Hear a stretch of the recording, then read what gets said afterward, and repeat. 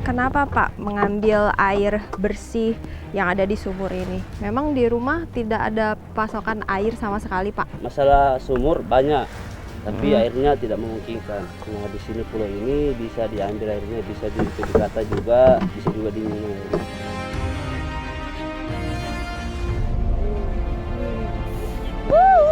Kalau inginnya ya dapat bantuan dari pemerintah kan, supaya kita tidak ambil modal dari bos pembeli telur. Tidak, tapi dibersihkan dulu.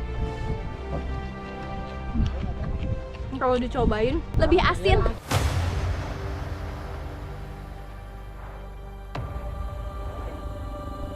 Jadi karena Ibu Baya ini punya penyakit kolesterol dan juga gula sehingga menyebabkan ibu tidak bisa jalan, makanya kami akan menanduh dengan menggunakan kursi yang sudah disusun oleh warga.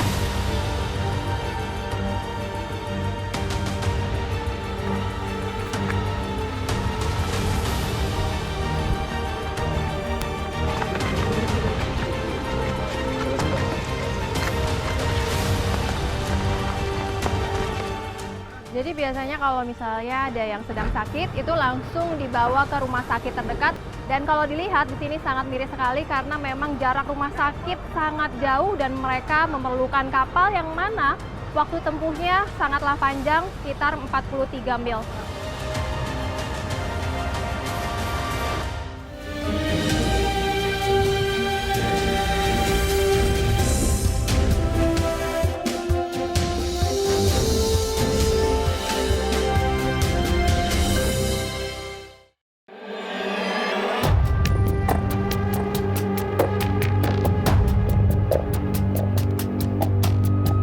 Tim Indonesiaku kali ini menyambangi Pulau Kapoposang, Desa Matiro Ujung, Kecamatan Liukang, Tupabiring, Kabupaten Pangkep, Sulawesi Selatan. Meskipun hasil laut yang melimpah tak membuat warganya hidup sejahtera. Terletak kurang lebih 4-5 jam dari Pangkep, dengan menggunakan perahu motor, warga sulit mendapatkan akses transportasi menuju daratan utama maupun pulau lainnya. Dermaga pinggir sungai inilah yang menjadi salah satu dermaga untuk bongkar muat penumpang dan juga barang dari dan menuju ke pulau. Kapal yang bersandar di pelabuhan ini memanfaatkan kolong jembatan sungai Pangkajene, biasa disebut dermaga pinggir sungai. Kami memulai perjalanan dari dermaga pinggir sungai. Dermaga ini tak pernah sepi oleh kapal-kapal karena dermaga ini salah satu penghubung antar pulau di Kecamatan Kepulauan.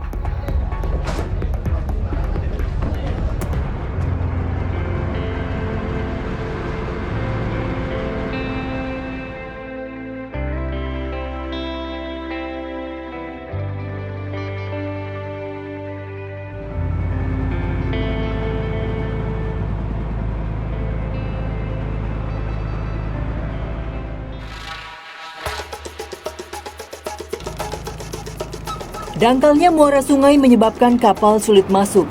Hanya kapal-kapal tertentu yang bisa bersandar di dermaga. Akibatnya, kapal harus menunggu di muara sungai hingga 4 jam sampai air pasang kembali. Jadi dalam perjalanan kami, di sini kami melewati perairan yang dangkal yang mana kami susah melewati sehingga kami harus menggunakan bambu ini. Dan ini dangkalnya adalah sekitar 1 meter. Padahal dermaga ini terletak dekat dengan pasar terbesar di Kabupaten Kota Pangkep. Artinya, seluruh aktivitas perekonomian warga pulau berputar di pasar ini. Warga hanya bisa berharap agar pemerintah segera mengatasi pendangkalan sungai. Perjalanan kami dari Kabupaten Pangkep menuju ke Pulau Matiro Ujung memerlukan waktu kurang lebih 4-5 jam lamanya dengan jarak tempuh 43 mil. Kurang lebih terdapat 115 pulau yang berpenghuni maupun tidak berpenghuni di kabupaten ini.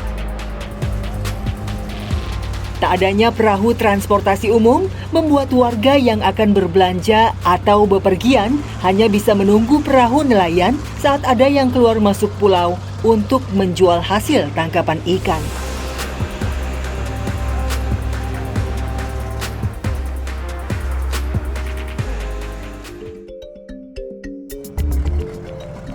Setelah perjalanan kurang lebih 5 jam, akhirnya kami sampai di tempat kami akan singgah.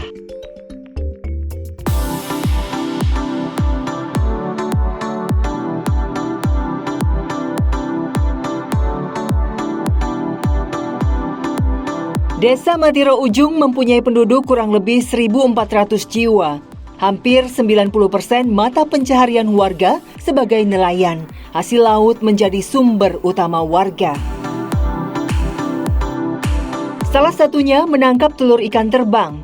Sekarang saya akan mengikuti aktivitas warga dengan mengambil telok torani atau yang biasanya disebut sebagai ikan terbang. Nah, untuk menuju ke kapal sana, jadi kami harus melewati dengan menggunakan gabus seperti ini. Saya ikutnya gimana ini naiknya? Maaf ya. Ini diri apa duduk? Oh, duduk. Oh, duduk. Siap. Cukup menegangkan karena memang menggunakan gabus ini tidak seimbang, salah sedikit juga bisa jatuh dan terkena air. Dan tapi akhirnya sampai juga ke kapal.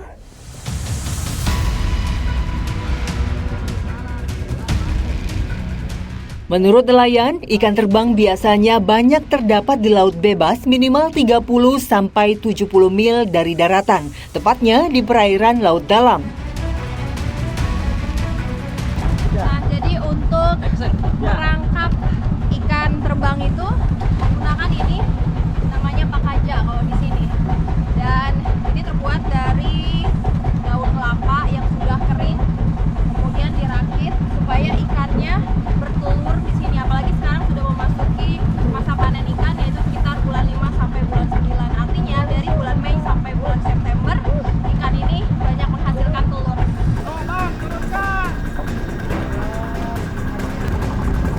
Ukuran pakaja dibuat kurang lebih 50 cm kali 50 cm dengan jarak antara pakaja yang satu dengan yang lain kurang lebih 50 meter. Daun kelapa yang hanyut di permukaan air laut sangat digemari ikan terbang untuk bertelur. Dan biasanya telur akan menempel di antara daun kelapa.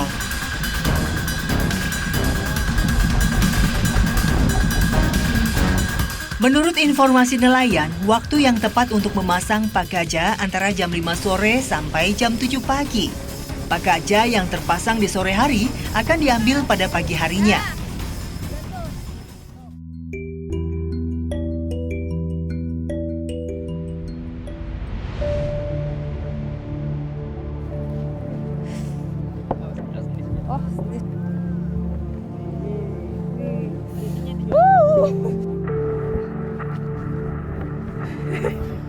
Hari ini kami cukup beruntung dapat panen telur ikan terbang. Padahal resiko pakaja hilang sering dialami para nelayan, seperti terbawa ombak, tersangkut kapal, hingga digigit ikan hiu yang membuat para nelayan gagal membawa hasil tangkapannya.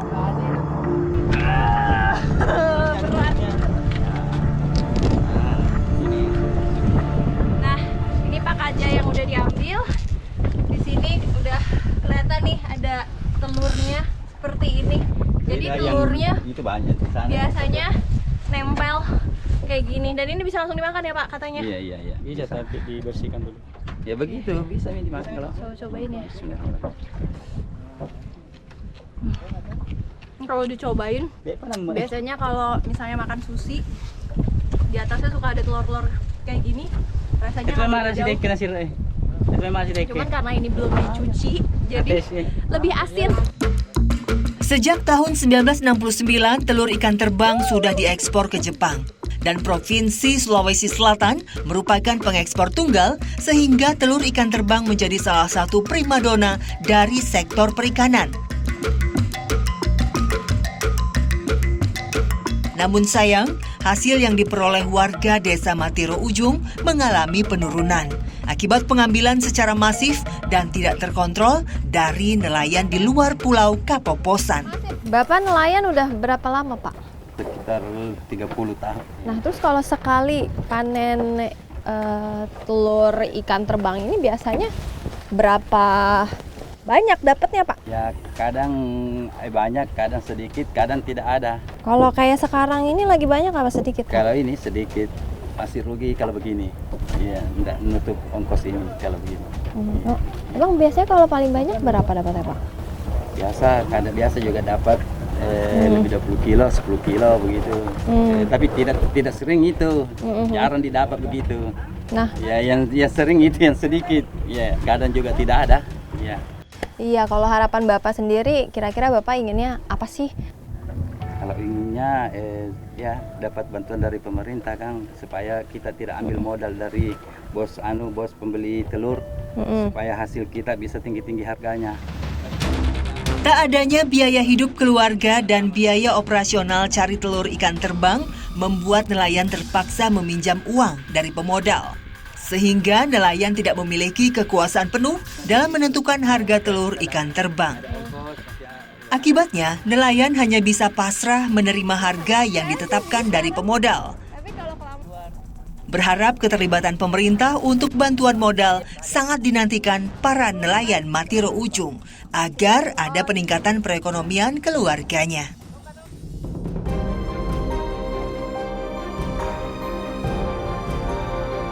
Biasanya pemisahan telur ikan terbang yang menempel di antara daun kelapa dilakukan di tengah laut. Namun tak jarang para nelayan membawa ke daratan.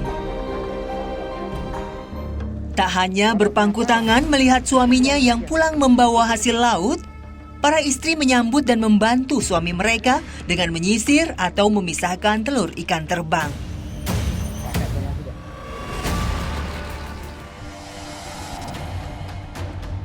Memisahkan telur di antara daun kelapa kelihatannya mudah. Dibutuhkan kesabaran karena daun kelapa yang sudah rapuh akan rontok dan menempel di antara telur ikan terbang. Salah satu di antara istri nelayan ini adalah Rina, membantu pekerjaan suaminya untuk menyokong perekonomian keluarganya. Bu, Ibu jadi penyisir telur ikan terbang kayak gini udah berapa lama? Udah hampir 4 bulan kayaknya. Terus kalau misalnya untuk kebutuhan sehari-hari, Bu, itu penghasilannya dalam sebulan itu apakah menentu tidak sih? Sebulan tidak menentu, kadang banyak, kadang sedikit juga begitu. Harga telur ikan terbang kering dipatok 900.000 per kilo di pemodal. Padahal harga di luar pulau bisa mencapai hingga 1,5 juta per kilonya.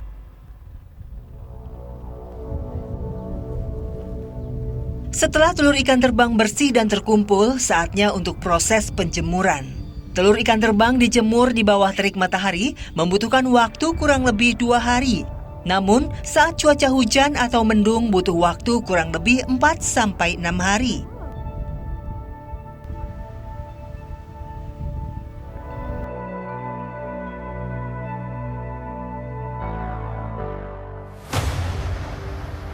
Memiliki alam yang indah, Pulau Kapoposan memiliki topografi bawah laut yang menarik dengan terumbu karang yang masih terjaga.